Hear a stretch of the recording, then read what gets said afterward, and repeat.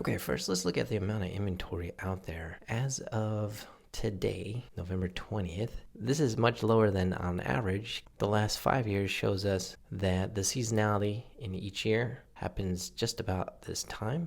November, we had much less inventory, but now we are at almost historic lows right now. The active inventory in red has also been falling, and this should correlate to the average days on market. So if we look at single family homes, average days on market in comparison to the sales to list ratio, we see that list to sales price had come down at the beginning of the year, but then maxed out in May and has actually dropped down a little bit here in October, the last readings. So let's change this. Rather than completed, we'll look at what's happening here in November. And you'll see that the days on market are creeping up a little bit higher than the last couple of months, as well as the list to sales price has dropped to roughly 104.3% over asking. So we're seeing the markets cool off a little bit, yet still, again, above asking prices in general. And days on market are less than 30 days, meaning that it's still a seller's market, but much less competition than there was in earlier months. Now looking at the months of inventory or the rate of change that the new versus sold is occurring, you'll see that we are actually starting to spike up almost around 2.5 here in November time. This basically means that if we didn't have any more listings come onto the market, then it would take roughly 2.5 months to sell everything that is currently on the market. A seller's market is typically 3 months or less. So again, still a seller's market, but inching higher and higher, almost comparable to June of 2020. And if we look at the single family homes across all 5 counties, the average sales price has gone from roughly 1.068 in February of 2017 to roughly 1.618 as of November here. This is over the course of 5 years, and as you can see, we are definitely above 2020 levels across the Bay. If we look at this by price range, again, across all 5 counties, we'll see that the most number of homes that have been sold in the last year have been between $2 to $3 million. The next highest is between $800,000 to $1 million.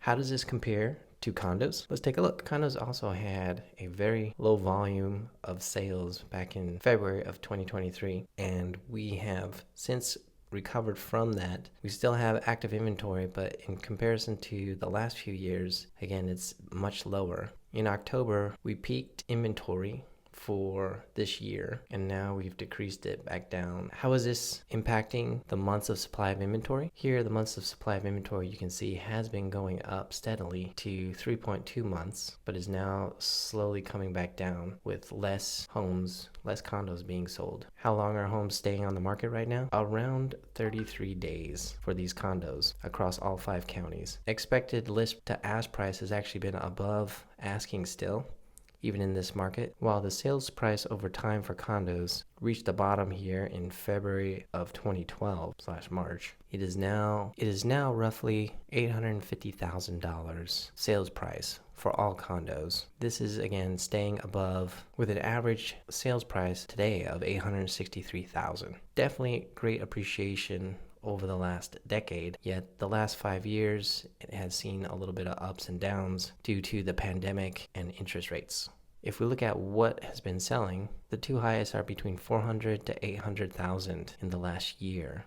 If we look at this by bedroom count, 1-bedroom condos sell for between $400,000 to $600,000 across all counties. 2 bedrooms are selling between $600,000 to $800,000. And 3-bedroom condos are spread out a little bit more, but between $800,000 to $1 million. Then $600,000 to $800,000 is the next bracket, followed by the $1.2 to $1.4 million as the next highest bracket, or condos sold that have 3 bedrooms. And there you have it, folks. Our seller's market that has been red hot over the last few months is starting to cool off now due to interest rates and the holiday season. Every year around this time, many less people list their homes, and therefore there means less competition.